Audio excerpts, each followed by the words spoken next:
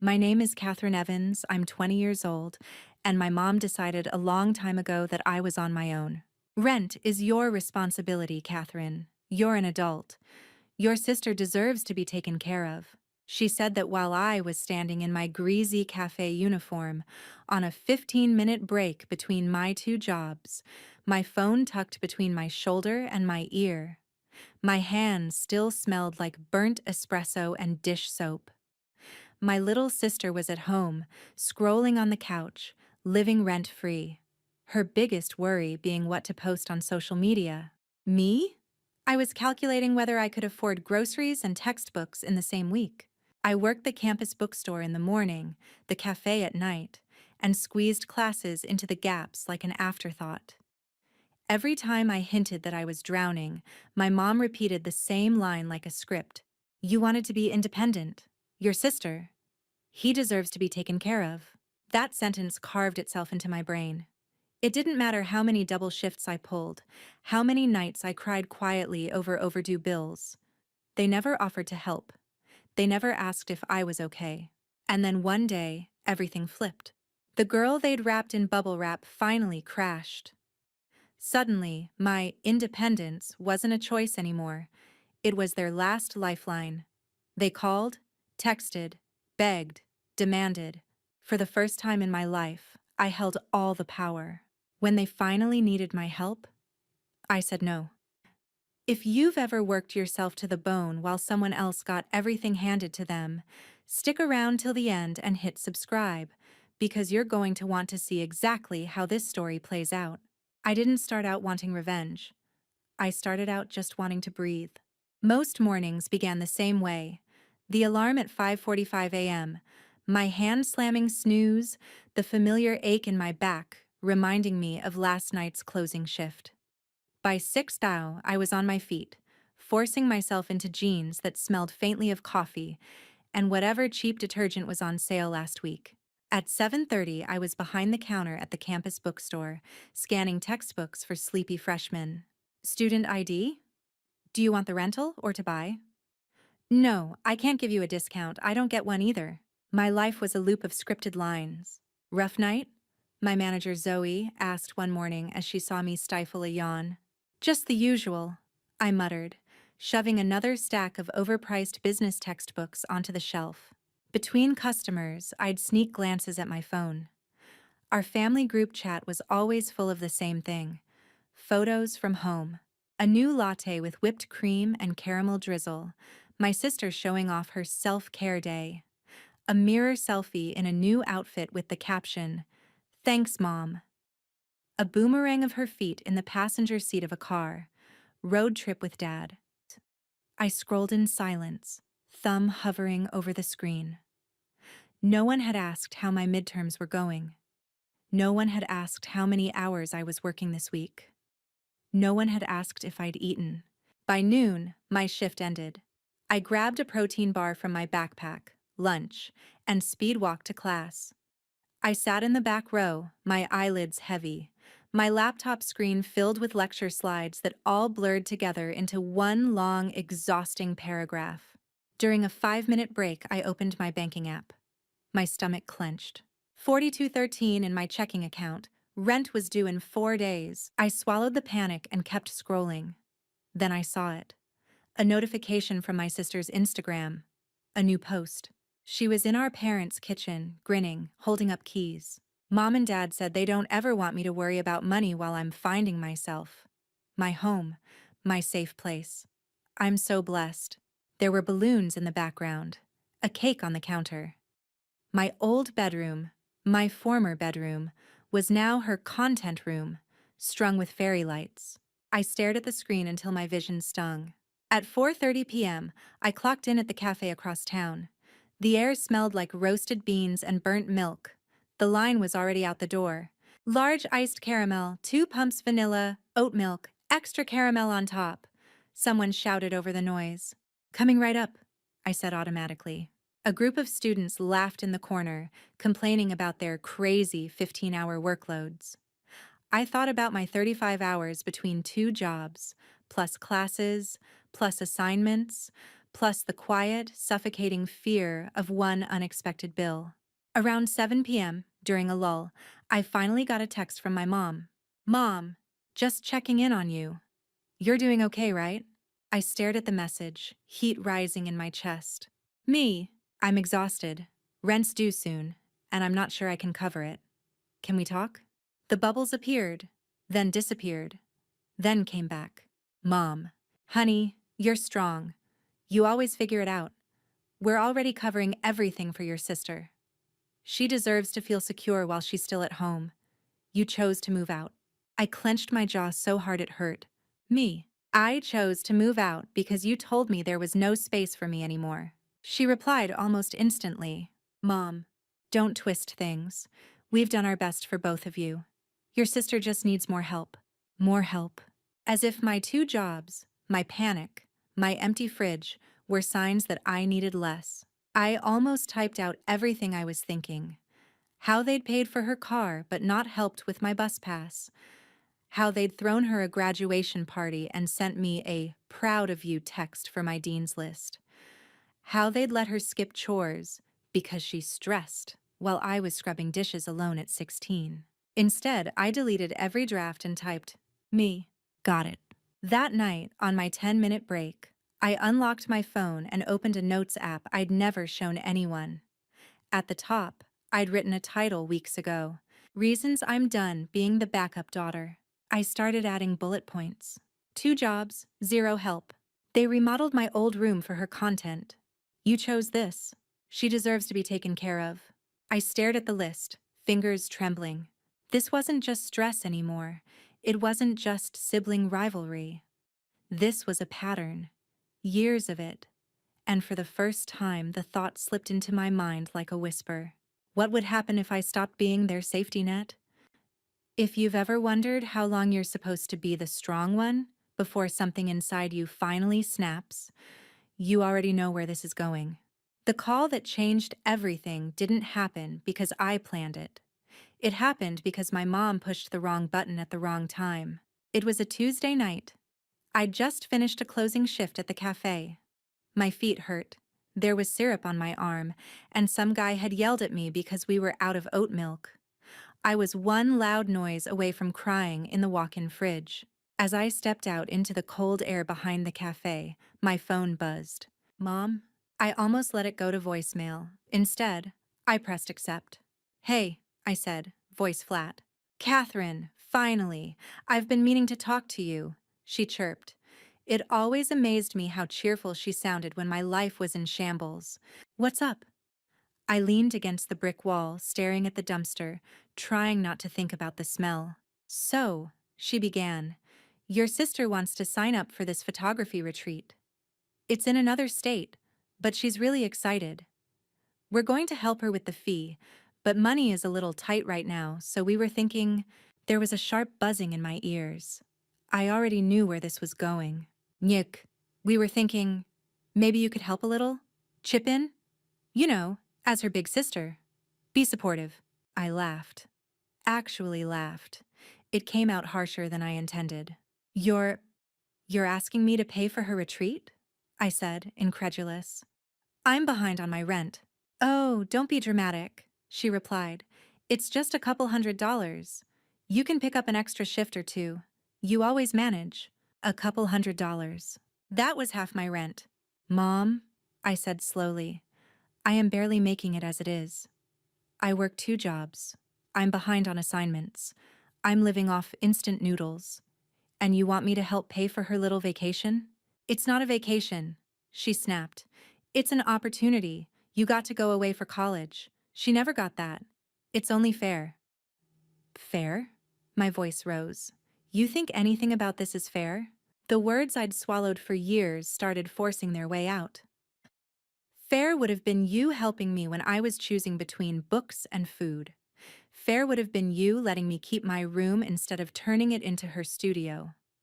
Fair would have been you not telling me at 18, 'You're grown, figure it out,' while she's 20 and still living at home rent-free."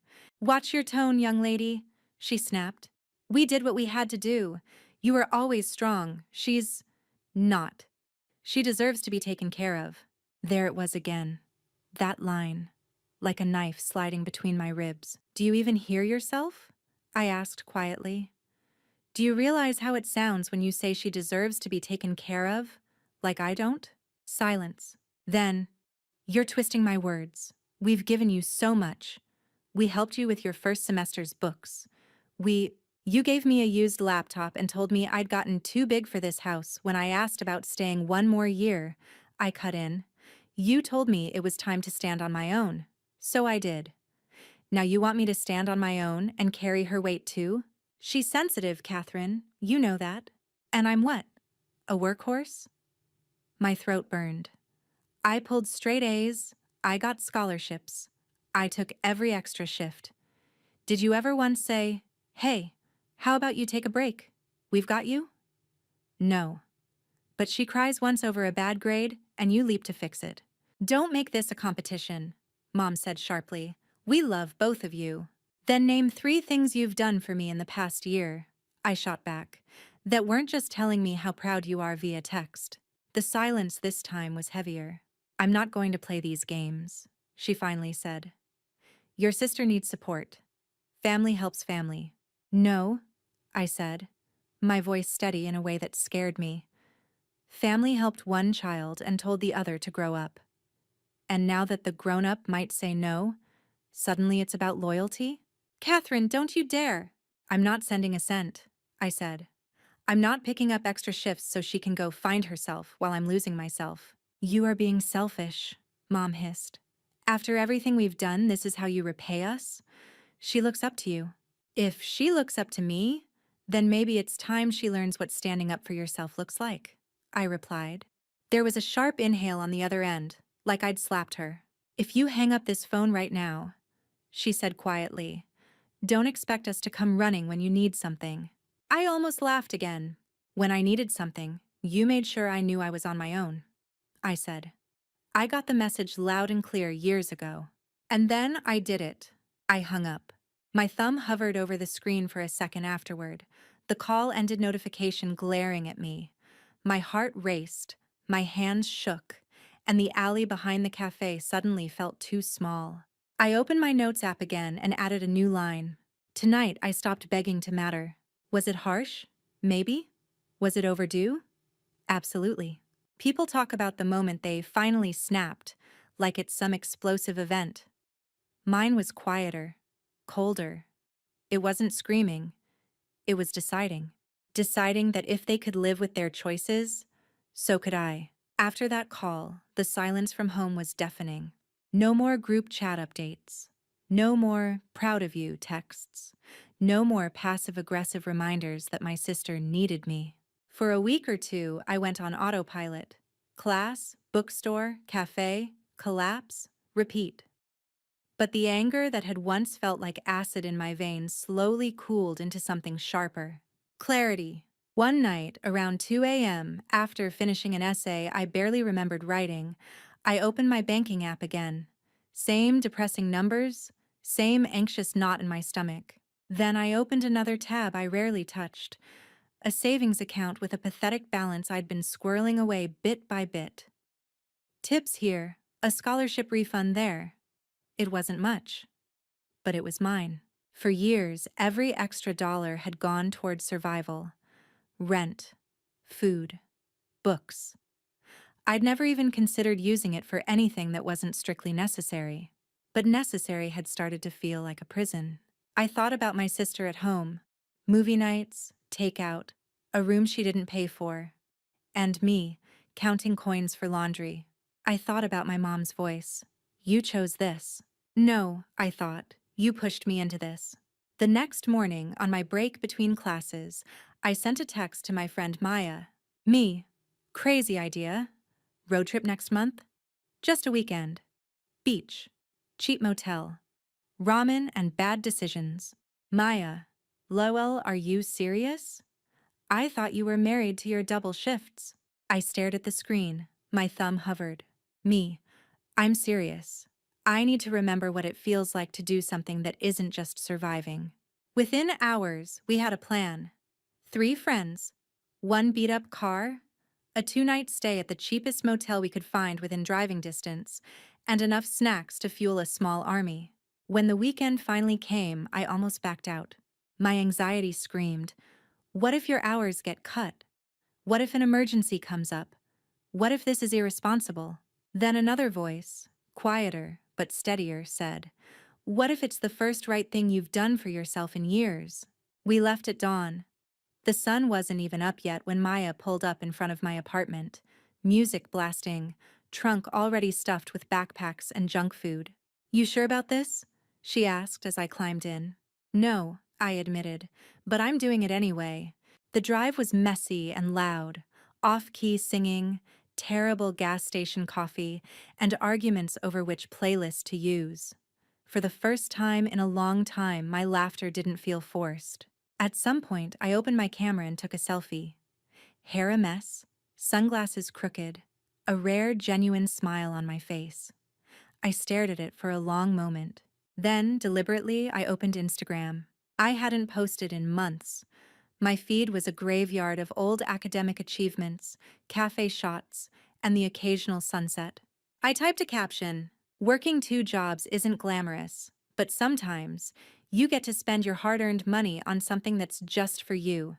No guilt, no permission needed." I hesitated before hitting share, knowing exactly who would see it. We reached the beach just before sunset. The sky burned orange and pink, the waves loud and relentless. "I no bandan kong takan dai.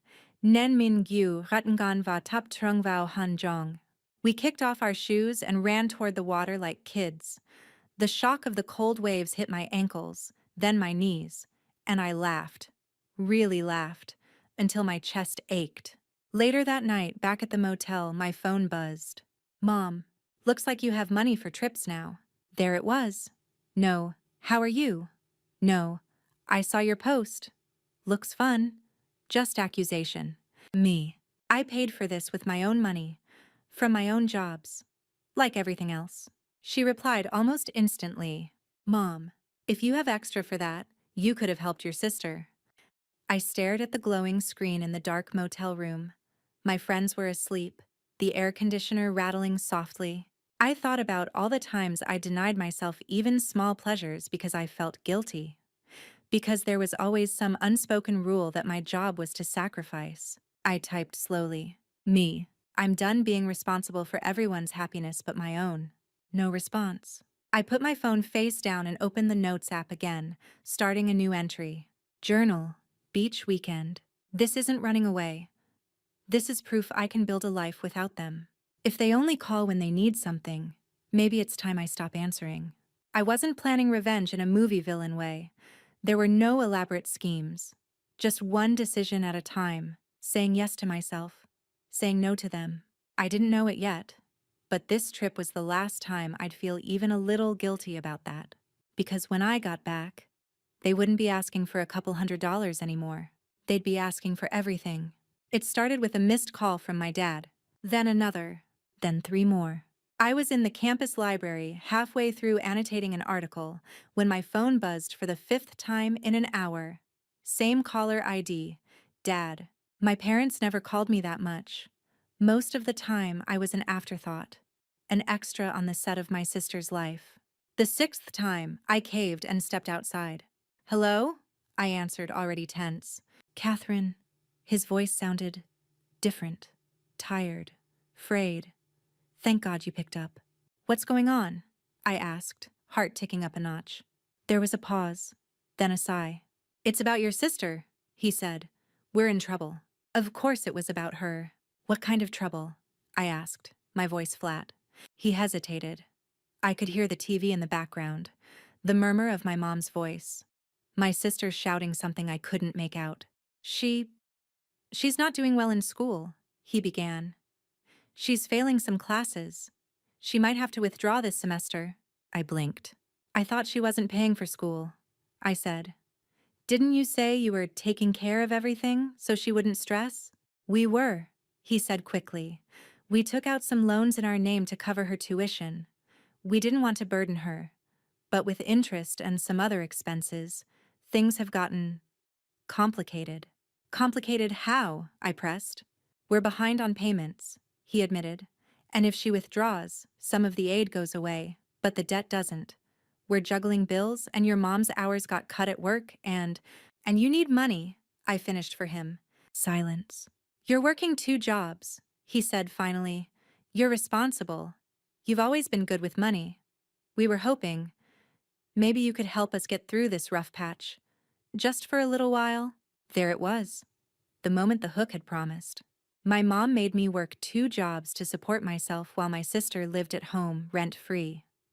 Now that their golden child was in over her head, suddenly my independence wasn't just a choice. It was a resource. How much is a little while? I asked, my voice icy. We were thinking... He cleared his throat. Maybe you could cover a few payments, or co-sign a consolidation loan. Your credit is good, right? You've never missed anything. My chest tightened. You want me to put my name on your mess? I said slowly. On the loans you took out to protect her from consequences you were happy to watch me suffer? Don't put it like that, he said. We were just trying to give her what you had. What I had? I repeated, stunned. You mean panic attacks over rent, working between lectures, eating cereal for dinner because I couldn't afford anything else? You got to go away for school, he insisted. She stayed here. It wasn't fair. Fair? I laughed bitterly. You kicked me out emotionally before I ever left physically. You told me to stand on my own and then acted shocked when I did. Now you want to lean on me? Catherine, we are your parents, he snapped. We raised you. We did our best. Family helps family. There it was again. That convenient slogan they only pulled out when they needed something. Did family help me when I was crying in a bathroom stall because my card got declined for groceries? I shot back. Did family help when I asked if I could move home for 1 semester to save money and Mom said, "We don't have space for you anymore"? That's not fair, he argued. We were adjusting. Your sister needed stability. And I didn't? My voice shook, but I didn't back down. You chose who to protect. You made it clear who deserved safety and who deserved tough love. He tried a different tactic. If we lose the house, he said quietly, where will your sister go? Where will your mother go? For a second, the old Catherine flinched. The Catherine who would have torn herself apart to fix everything. I pictured my sister on that couch, ranting on social media about toxic negativity, while I counted tips in the dark. I pictured my mom's texts, guilt-tripping me for daring to take a weekend trip I'd paid for with my own sweat. I pictured the list in my notes app. The years of being the backup daughter. Why is that my responsibility? I asked. Because we're family, he repeated. Because you're doing well. Because you're strong. There it was. I took a slow breath. You're right, I said. I am strong. I worked hard for that. But my strength is not a resource for you to drain whenever your favoritism backfires. That's not what this is, he protested. We just need help. Temporarily. Temporarily, until what? I challenged. Until my credit is ruined? Until I'm trapped in debt for a degree that isn't even mine? Until every decision I make has to go through you because my name is on your loans? You're being dramatic, he said weakly. No, I replied. I'm being realistic. Something you should have been when you signed papers you couldn't afford. So you're just going to let us drown? He asked, his voice cracking. You'd really do that to your own family? I swallowed hard. You let me drown for years, I said quietly. You watched me go under and called it building character. Now you're asking me to jump back into the water with weights tied to my ankles. Catherine, I'm not co-signing anything, I said. I'm not sending money. I'm not taking on your debt. I will not destroy my future to fix choices I never got a vote in. You're going to regret this, he said, anger flaring. When you're alone and you need us. I've already needed you, I cut in. And you were busy making sure she never had to feel what struggling feels like. There was a long, brittle silence. Finally, he said, Your mother was right. You've changed. I stared at the sky, blinking back tears I refused to let fall. I had to, I said. You taught me that if I didn't take care of myself, no one would. And then I delivered the line that had been forming ever since that day in the cafe. the line my whole story had been building toward. When you finally needed my help, I refused. I didn't shout it. I didn't whisper it. I just said it. And then I ended the call. No dramatic slam, no screaming match. Just a clean, final click. My phone buzzed almost immediately with incoming messages, first from Dad, then from Mom, then later, from my sister. I didn't open them. I slid my phone into my pocket, walked back into the library, and sat down at my table. My hands were still shaking, but something inside me felt steady. For the first time in my life, I had chosen me over them, not in a petty way, not to hurt them for fun, but as a line in the sand. Some people will hear this and say I'm heartless, that I should have helped just this once. That blood is thicker than water. Maybe they're right. Or maybe they've never had to be the strong one until their spine started to crack. If you were in my shoes, if the people who left you to sink suddenly begged you to be their lifeline, would you throw them a rope? Or would you finally let go? For a while, I honestly thought they were bluffing. After I refused to co-sign the loan, there was a wave of angry texts, missed calls, half-written guilt paragraphs. Then, nothing. Just silence. At first, it felt like relief.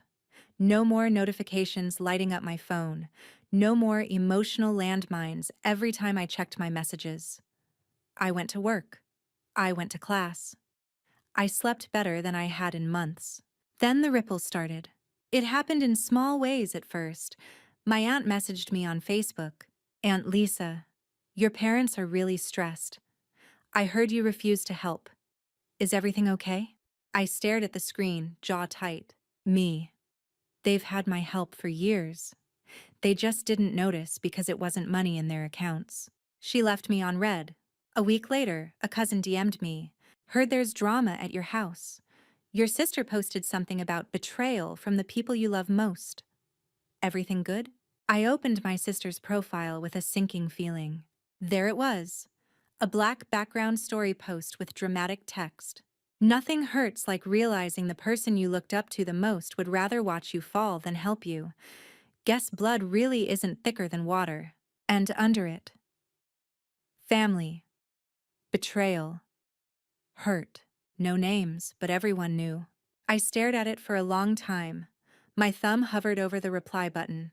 Then I locked my phone and shoved it into my bag. If I defended myself, I'd look guilty. If I stayed quiet, I'd look heartless. But I remembered my dad's voice. You'd really do that to your own family? What no one ever asked was, what did they do to me?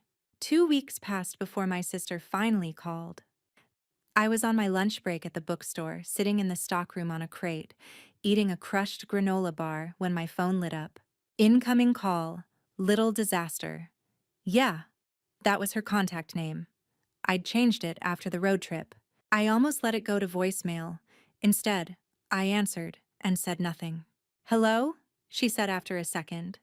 Her voice sounded smaller than I remembered. Kat? Yeah, I said. I'm here. Silence, then a sniffle. So that's it, she blurted. You're just cutting us off? Letting everything fall apart?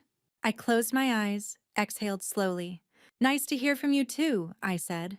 She ignored that. You know they might lose the house, right? She continued, words tumbling over each other. They're fighting all the time. Dad's been snapping at everyone. Mom's crying like, every night. They're drowning and you're just living your life like nothing's happening. I pictured the house I'd grown up in, the kitchen where I learned to make boxed mac and cheese, the hallway where my childhood photos had slowly been replaced with her graduation shots and candid selfies. I didn't sign any of those loans, I said quietly. I didn't tell anyone to take on debt they couldn't afford. Wow, she said, voice sharp now. You really don't care, do you? That hit me harder than I wanted it to. You think I don't care? I repeated. I care so much it's been suffocating me for years. I cared when they told me there was no space for me at home. I cared when I had to work 2 jobs to survive while you were on the couch. I cared when I asked for help, and they said, you'll figure it out. You're strong. Her breathing hitched. I didn't ask them to kick you out, she said, quieter now. I didn't. I didn't know it was that bad for you. How would you? I asked. Every time something went wrong in your life, they dropped everything. Every time something went wrong in mine, they said, "We're proud of you for being so independent." She went silent. In the background, I heard faint voices, our parents arguing, a door slamming, my sister's chair squeaking. They're not, they're not like you think, she said finally. They're just scared. They thought if they pushed you, you'd be successful. They thought I'd fall apart if they didn't shield me from everything. Well, congratulations to them, I said. They got exactly what they wanted.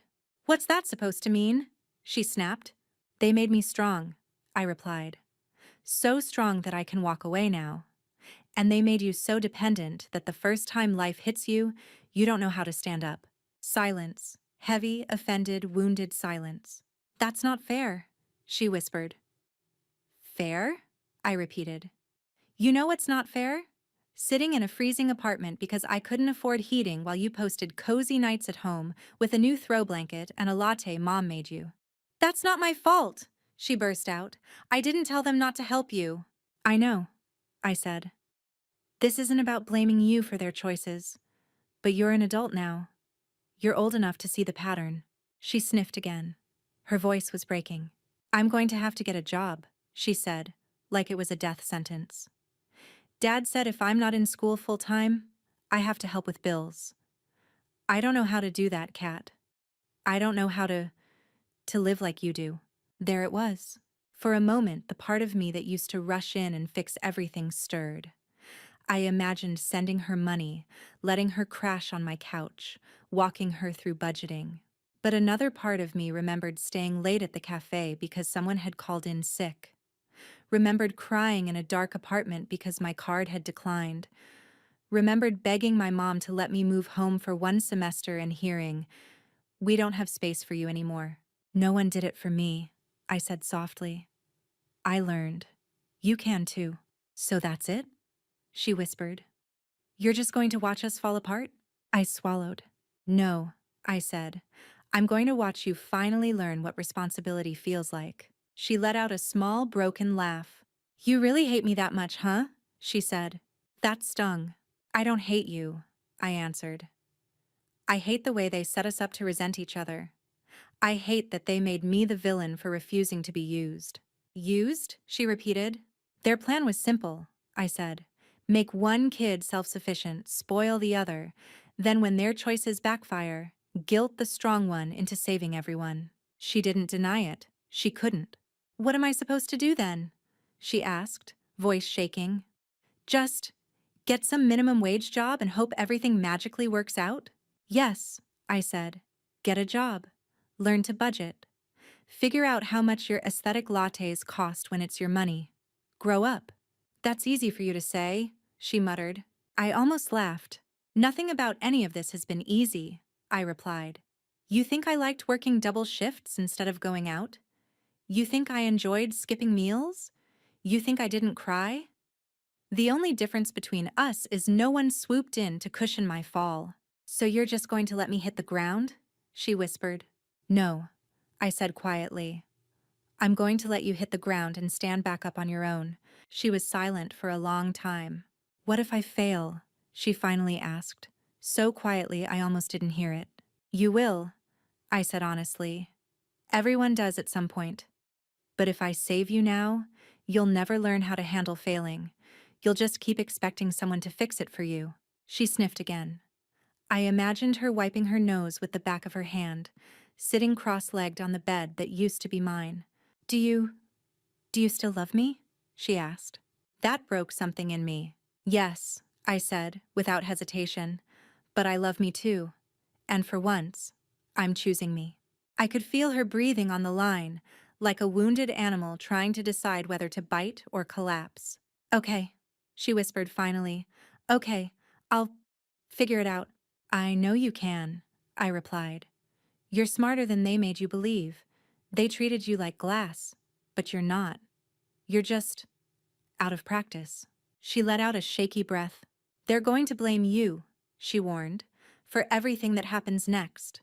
I know, I said. They already do. Are you okay with that? She asked. No, not really. But I'd rather be the villain in someone else's story than the sacrifice in my own. I'm okay with not drowning anymore, I said. If that makes me the bad guy, so be it. We stayed on the line for a few more seconds, breathing. Good luck, I said softly. You too, she replied. When I hung up, I didn't feel triumphant. I didn't feel like some mastermind who'd pulled off the perfect revenge. I felt heavy, sad, relieved, guilty, free. No one tells you that setting boundaries can feel worse than letting people walk all over you, at least at first. But which pain would you rather live with? The pain of being hated for protecting yourself, or the pain of endlessly betraying yourself to be loved? If you were me, which one would you pick? Months passed.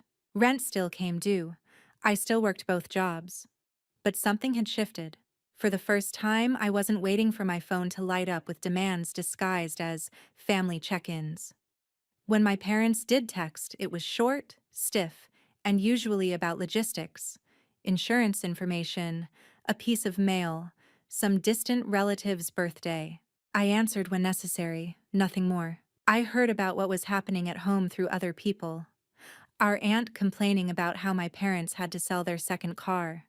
A cousin mentioning that my sister had picked up a job at a clothing store in the mall. The news that shocked me most came from a mutual friend who still lived in our hometown.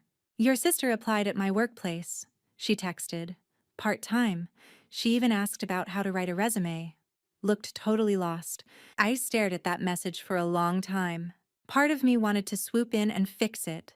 Send her a template, edit her resume, coach her through the interview. The habit of being the responsible one doesn't die easily. Instead, I put my phone down and opened my laptop to work on a scholarship application. For me. One rainy afternoon, my phone buzzed with a message that made my stomach drop. Little disaster. I'm going to be near your campus tomorrow. Can we talk? In person. I stared at it, heartbeat pounding in my ears. In person meant no easy exit. No, my battery is dying. No, I have to get back to work. In person meant eye contact. Tears. Maybe shouting. Maybe worse. Silence. But some part of me was tired of fighting ghosts through screens. Me. After my shift at the bookstore, 5 p.m., there's a coffee place across the street. Her. I'll be there. The next day, I spent my whole shift on edge. Every beep of the scanner grated on my nerves. Every customer felt like they were speaking from underwater. At 4:55 p.m., I clocked out, straightened my shirt, and walked across the street. She was already there, sitting at a small table by the window, hands wrapped around a plain black coffee. Plain, no whipped cream, no caramel drizzle, no extra shot with oat milk and 3 pumps of whatever. Just coffee. She looked different. Not dramatically, no shaved head or anything, but there were faint purple smudges under her eyes, and her nails weren't done. Her phone was face down on the table. When she saw me, she stood up, then seemed to think better of it and sat back down. Hey, I said. Hey, she echoed. We stared at each other for a few seconds. Two strangers with matching eyes. You look tired, she blurted. So do you, I replied. She laughed weakly. Yeah, well, she said, glancing down at her calloused hands. Turns out standing on your feet all day isn't as fun as it looks on TikTok. I sat across from her, my heart doing somersaults. Why did you want to meet? I asked. She took a deep breath. Because I'm mad at you, she said. And because I get why you did it. And because those two things are tearing me in half. That was more honest than I expected. I'm listening, I said. She stared into her coffee like it held answers. After you said no to Dad, she began, everything imploded. They're in so much debt, Kat. I didn't realize how bad it was. They hid everything from me. I thought we were comfortable. Turns out we were a house of credit cards waiting to collapse. I didn't say I told you so. I just nodded. They sold the car they bought me, she continued. Dad's working overtime. Mom picked up weekend shifts. And me. Apparently, I'm not a princess anymore. There was bitterness in her tone, but under it, Something like shame. I got a job at the mall, she said. First week, my feet felt like they were going to fall off. Some lady yelled at me because we ran out of a size. My manager talks to me like I'm an idiot. And every time I complain, Mom says, "Now you know how your sister felt." That surprised me. She said that? I asked. Yeah, she snorted. Funny, right? Now she suddenly remembers you exist. I wasn't sure whether to feel vindicated or nauseous. They've been blaming you nonstop, she added, looking up at me, saying you abandoned us, that you're selfish, that you changed after moving out. I did change, I said. I had to. I know, she said. They act like you owe them your life because they kept us fed and clothed. But they don't talk about the emotional stuff, the way they treated you, the way they turned me into a project instead of a person. I swallowed hard. You see that now? I asked quietly. Getting yelled at by strangers for $12 an hour will open your eyes real fast, she said dryly. We both laughed, and for a split second it felt almost normal. Then her expression shifted. I'm still angry, though, she admitted. Part of me wishes you had just helped. Signed the paper, sent the money, made it go away. Because this sucks, Kat. I hate it. I hate being scared about bills. I hate watching them panic. I hate working after 10 p.m. and waking up at 6. I know, I said. I've hated it for years. She nodded slowly. That's the other part, she said. The part that knows you've been living like this while I was complaining about slow Wi-Fi. She looked up, eyes wet. I'm sorry, she whispered. Not just for now, for all of it. For all the times I threw your struggles in your face without realizing it. For posting about being so blessed while you were choosing between eating and printing assignments. For letting them treat you like you were less deserving of care. My throat tightened. You didn't let them, I said. They're the parents. We were kids. Yeah, well, we're not kids now, she said. And I'm tired of pretending I don't see it. She hesitated, then added, I found something, by the way, in Mom's room, after another fight with Dad. My stomach clenched. What? I asked. Old papers, she said, from when you were a kid. Notes from a counselor, letters from school about you being too independent or taking on too much responsibility at a young age. Mom had scribbled in the margins things like, she'll be fine and she doesn't need coddling. Of course she did. She always said you were the strong one, my sister continued. But reading those notes, it kind of sounded like she was proud of not having to do the emotional work with you. I looked away, blinking fast. And there were notes about me too, she added. About my anxiety, about my meltdowns, about how I needed structure and reassurance. They weren't wrong, but instead of helping me grow, they just froze me there. Like I was made of glass. She paused. They didn't love you less, she said carefully. They just loved you in a way that hurt you, and they loved me in a way that crippled me.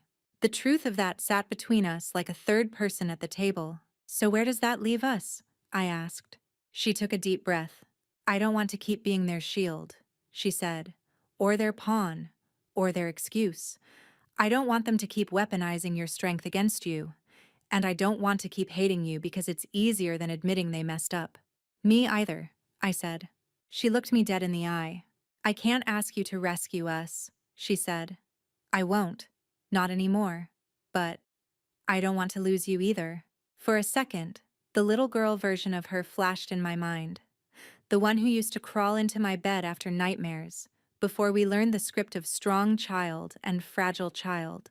I don't want to lose you, I admitted. But I'm not going back to being the emergency fund they didn't pay into. Good, she said. You shouldn't. That surprised me. I thought you said you were mad I didn't help, I said. I am, she replied, but I'm more mad that it ever got to the point where helping meant ruining your life. That's not on you. That's on them. We sat in silence for a moment, listening to the hiss of the espresso machine, the murmur of other people's conversations. So what now? I asked. She shrugged. Now I keep working, she said. I pay my share. I figure out what I want that isn't just whatever looks good online. I mess up. I learn. I stop expecting someone to save me. She looked at me, eyes searching. And you keep your boundaries. You don't sign anything for them. You don't jump every time they call. You keep building your life. Separate from them? I asked. She considered that. Separate from their control, she clarified.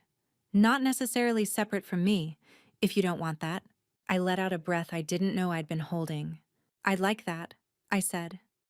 Having a relationship that isn't just me resenting you and you resenting me for resenting you. She smiled faintly. Deal, she said. Sisters, but with boundaries. We both laughed quietly at that. Do they know you're here? I asked. She snorted. Mom told me not to lower myself by begging you, she said. Dad said if I came, I should convince you to do the right thing. And did you plan to? I asked. She shrugged. Maybe at first, she admitted. But seeing you, hearing you, I can't unhear what you went through. I won't pretend it doesn't matter just because it's inconvenient. That was the twist I hadn't seen coming. Not some dramatic revelation of a secret fortune or a hidden betrayal. Just this. The realization that my revenge wasn't some grand act of cruelty. It was simply this: refusing to carry burdens that were never mine, refusing to rescue people from consequences they chose, refusing to keep playing a role that was killing me. And the unexpected side effect? It forced everyone else to finally grow up. We finished our drinks in silence. As we stood to leave, she hesitated. Can I hug you? She asked. I nodded. The hug was awkward at first. Two adults trying to remember how to be family without all the scripts. Then her shoulders shook, and mine did too, and for a moment we were just two sisters caught in the middle of our parents' choices. Thank you, she whispered, for not saving me. I hate it, but I think I needed it. Me too, I said, for not saving them. I hate that it hurt, but I needed to know I could choose myself. We pulled apart.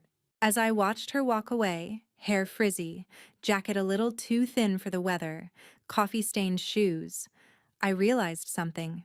This was the real revenge, not them losing money, not us fighting, not some cinematic meltdown. The real revenge was that I was no longer begging for their approval, their support, or their version of love. I'd stopped auditioning for the role of good daughter in a play I never agreed to be in. I was writing my own script now, so here's the question I'll leave you with.